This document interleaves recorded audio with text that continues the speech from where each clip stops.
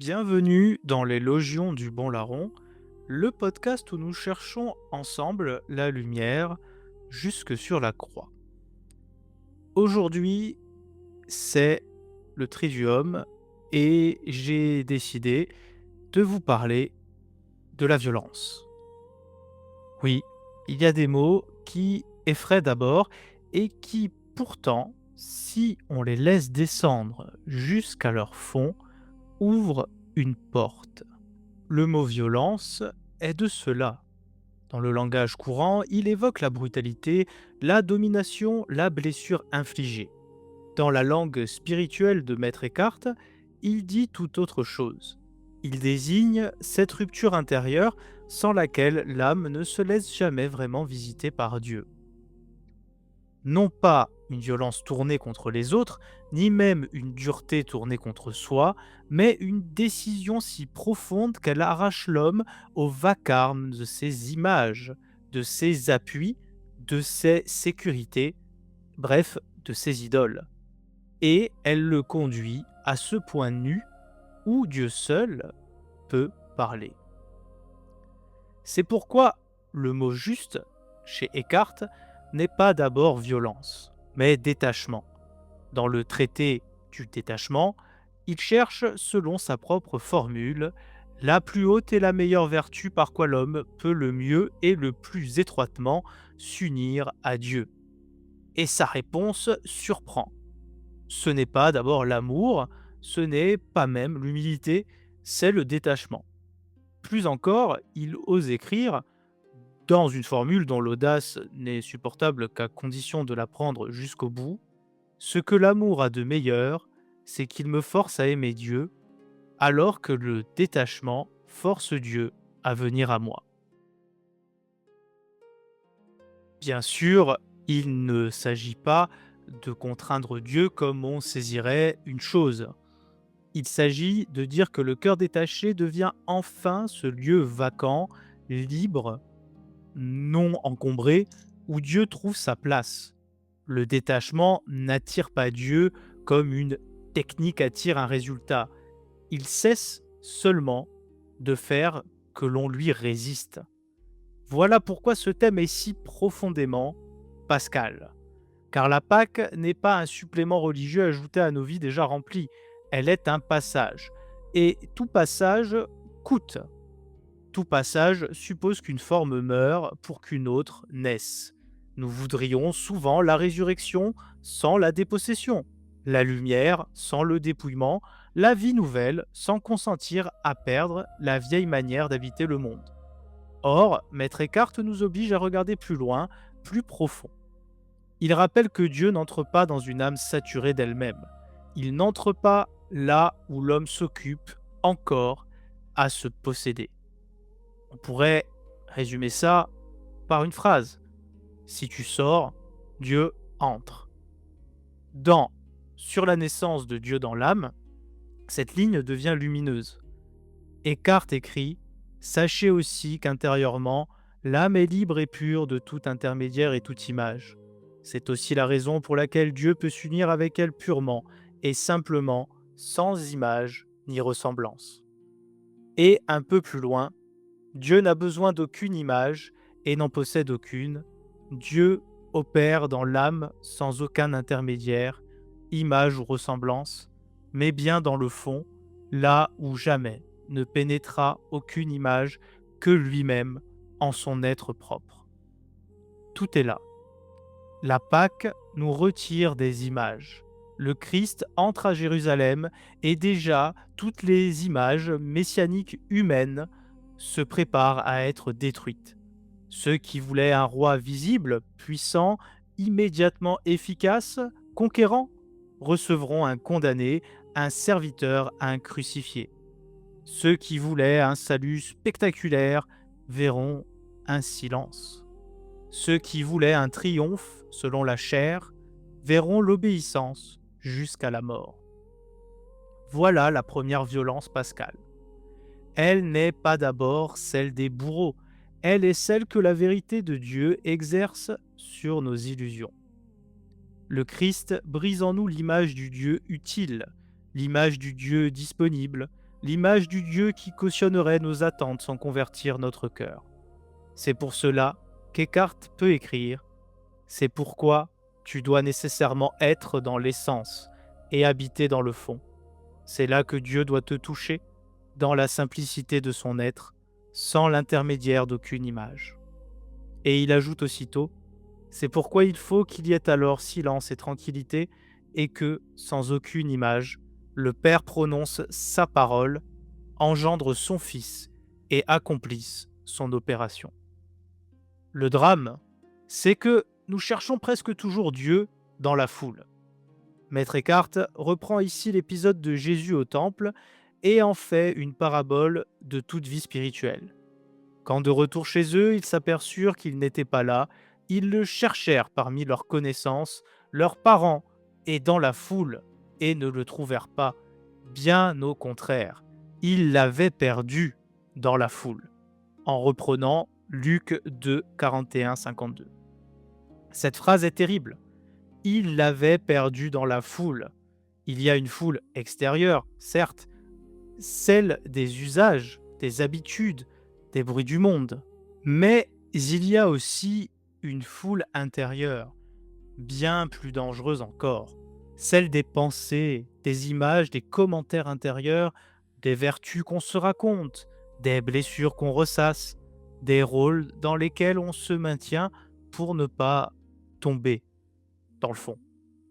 La Semaine sainte est ce temps où Dieu nous oblige à reconnaître que nous l'avons perdu dans la foule, même religieuse, même pieuse, et même ecclésiastique parfois. Alors, il faut revenir. Il leur fallut donc retourner là d'où ils étaient venus. Ce n'est que lorsqu'ils furent retournés à leur point de départ, au temple, qu'ils le trouvèrent.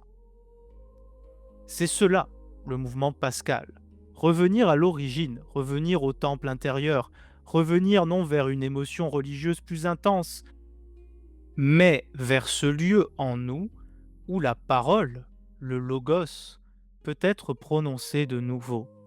On comprend alors pourquoi le maître ne cesse de parler du fond, du dedans, du désert, du silence et de la passivité. Tout cela n'est pas décoratif, tout cela nomme la chambre intérieure de la Pâque. Mais ce retour n'est pas doux au sens mondain du terme. Il comporte une vraie violence. Eckhart écrit: l'homme ne peut parvenir à cette naissance que s'il retire par tous ses sens de toute chose. Et cela doit se produire par une grande violence, afin que toutes les puissances soient repoussées et abandonnent leur opération. C'est pourquoi le Christ dit: le royaume des cieux souffre violence, et ce sont les violents qui s'en emparent et l'emportent. Matthieu 11, 12. Il faut ici entendre exactement ce qu'il dit. La violence n'est pas l'agitation du zélé, elle n'est pas le fanatisme religieux, elle n'est pas la crispation d'un homme qui voudrait se sauver par effort, comme un pélagien. Elle est le geste inverse. Elle consiste à repousser tout ce qui, en nous, veut encore produire, saisir, maîtriser, posséder, opérer à la place de Dieu. C'est une violence contre l'appropriation, une violence contre le faux moi spirituel, une violence contre la dispersion des puissances de l'âme. À cet endroit, la croix devient soudain intelligible d'une manière nouvelle. Le Christ n'est pas seulement celui qui souffre, il est celui qui ne retient rien. Il ne s'agrippe pas à son rang, il ne défend pas, à la manière du monde, ce qu'il est. Il ne transforme pas la passion en démonstration de force. Il se laisse livrer, il consent, il demeure. Et c'est précisément là que s'accomplit l'œuvre du Père. Chez Eckhart, ce consentement intérieur trouve son nom théologique dans la passivité. Dieu, il lui faut être actif, dira-t-il. L'âme, il lui faut être passive. Dieu doit se connaître et s'aimer lui-même dans l'âme. C'est par la connaissance de Dieu que l'âme doit connaître, par l'amour de Dieu qu'elle doit aimer. La passivité ici n'est pas inertie, elle est disponibilité. Elle est cette forme supérieure d'obéissance où l'homme cesse enfin de prendre sa propre activité pour la mesure du réel. C'est pour cela que le samedi saint est peut-être le jour écartien par excellence. Rien ne s'y passe selon l'apparence. Tout semble arrêté, tout semble fermé. Le monde dirait qu'il ne s'y passe rien. Et pourtant, tout y est déjà contenu. C'est le jour où le cœur apprend à ne plus réclamer des preuves extérieures, à ne plus se nourrir des faits visibles, à ne plus bavarder devant Dieu pour se persuader qu'il prie. Eckhart écrit, comme le dit saint Paul, la lettre tue, c'est-à-dire toutes les pratiques extérieures, mais l'esprit vivifie, c'est-à-dire la perception intérieure de la vérité. Et il poursuit, mieux encore, un cœur brûlant, et qu'il soit dans une tranquillité passive et silencieuse. Voilà peut-être l'une des plus belles définitions de la veille pascale. Non pas un cœur froid, non pas un cœur éteint, non pas une indifférence hautaine, mais un cœur brûlant, et cependant tranquille, passif, silencieux, ouvert. Ce silence n'est pas mutisme, il est consentement à ce que Dieu soit Dieu. C'est pourquoi le Maître ajoute, tu n'as pas à dire à Dieu ce dont tu as le besoin ou le désir. Tout cela, il le sait déjà. Puis, lorsque vous priez, n'ayez pas beaucoup de paroles comme ces pharisiens qui croient être exaucés en parlant beaucoup, en citant Matthieu 6, 7, 8. Il y a dans cette parole une purification radicale de notre rapport à Dieu. Nous passons notre temps à lui apporter nos listes, nos peurs, nos scénarios, parfois même nos solutions. Eckhart nous reconduit à autre chose. Non pas l'absence de demande, mais la profondeur de la demande. Non plus demander beaucoup de choses, mais devenir un lieu où Dieu peut entrer. Et c'est là qu'intervient une autre phrase admirable. Tu n'as pas besoin de le chercher ici ou là, il n'est pas plus loin que devant la porte. Il est là debout, il guette, il attend celui qu'il trouvera prêt à lui ouvrir et le laisser entrer. Il reprend ici Apocalypse 3,20. Voici que je me tiens à la porte et je frappe. Si quelqu'un entend ma voix et ouvre la porte, j'entrerai chez lui, je prendrai mon repas avec lui et lui avec moi. Et ce n'est pas anodin, car nous croyons que Dieu est loin parce que justement nous sommes pleins de nous-mêmes. Nous le croyons absent parce que nous sommes occupés. Nous le croyons silencieux parce que nous faisons trop de bruit. Mais en vérité, il est devant la porte. Et le Maître ose cette formule saisissante. Ouvrir, entrer ne sont qu'un seul instant. Toute la Pâque tient là. Le passage de la mort à la vie n'est pas d'abord une longue construction de l'homme, il est cet instant où l'âme consent, où la porte s'ouvre, où Dieu entre, où la nuit bascule. Pourtant, le détachement dont parle Eckhart ne doit jamais être confondu avec une dureté désincarnée. Il est traversé par l'humilité et par la souffrance du Christ. L'introduction au traité du détachement le rappelle avec justesse lorsqu'elle dit que le chemin le plus court vers le détachement est la souffrance avec le Christ et l'humilité. Et plus loin, Eckhart lui-même décrit le détachement véritable comme cette stabilité de l'esprit qui demeure aussi insensible à toutes les vicissitudes de la joie et de la souffrance, de l'honneur, du préjudice et du déshonneur, qu'une montagne de plomb est insensible à un léger vent. Il ne s'agit pas ici d'un mépris stoïcien de la chair ou d'une anesthésie spirituelle. Il s'agit d'une liberté conquise sur les oscillations de l'ego, d'une ressemblance grandissante avec Dieu, d'une simplicité qui ne se laisse plus gouverner par l'événement extérieur. La passion nous fait justement passer par là. Aux yeux du monde, tout y vacille. C'est un échec. L'honneur est perdu, le corps est brisé, les disciples fuient et la parole se tait. L'apparence du désastre triomphe. Mais dans le fond, quelque chose demeure immobile. Et le maître l'explique par l'image de la porte et du gond. lorsqu'il distingue l'homme extérieur et l'homme intérieur. La planche tourne, le gond demeure. L'extérieur souffre les secousses, l'intérieur tient, immobile. Si cette image est juste pour l'homme spirituel, combien plus l'est-elle pour le Christ dans sa passion? Tout bouge autour de lui, tout s'acharne sur lui, tout semble le faire sortir de lui-même. Et pourtant, rien au fond ne l'arrache au Père. Et c'est ce qu'il dira quand il nous donne sa paix, cette paix qui, comme il dit lui-même, n'est pas la paix comme le monde nous la donne. C'est cette immuabilité intérieure qui fait de la croix non pas une défaite, mais le lieu même de l'obéissance parfaite. Alors on comprend mieux pourquoi Eckhart préfère le détachement à l'amour, non pas contre l'amour, mais comme sa purification la plus haute. L'amour, tant qu'il reste mêlé à nos images, peut encore chercher une consolation, un retour, une douceur ressentie.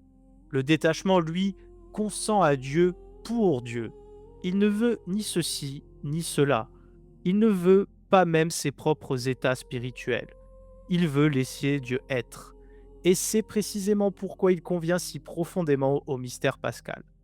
Car la Pâque n'est pas la récompense de notre ferveur.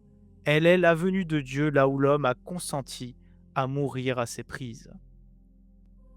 Et il ira jusqu'à écrire « Il t'est plus que tout nécessaire de ne strictement rien t'attribuer, abandonne-toi tout entier et laisse Dieu opérer avec toi et en toi comme il le veut. » Voilà la grande leçon. Ne rien s'attribuer, ni ses larmes, ni ses élans, ni ses œuvres, ni même ses progrès. Car dès que l'homme reprend à son compte ce que Dieu opère, il recommence à remplir la place de Dieu. Or, la résurrection ne remplit pas une âme encombrée.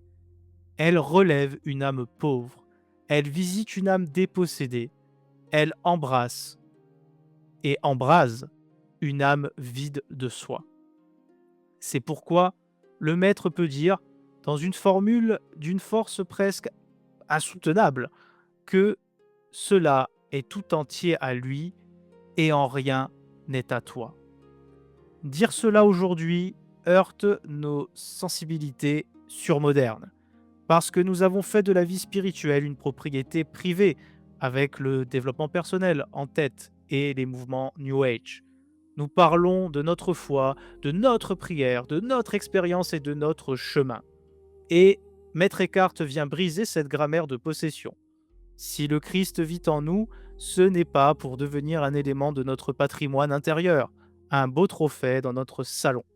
C'est pourquoi notre intérieur cesse enfin d'être notre propriété. Il faut que Dieu y règne en Dieu. Alors, que faire concrètement pendant la Semaine sainte et dans tout le temps pascal qui en découle? Peut-être moins de choses qu'on ne l'imagine, mais plus profondément.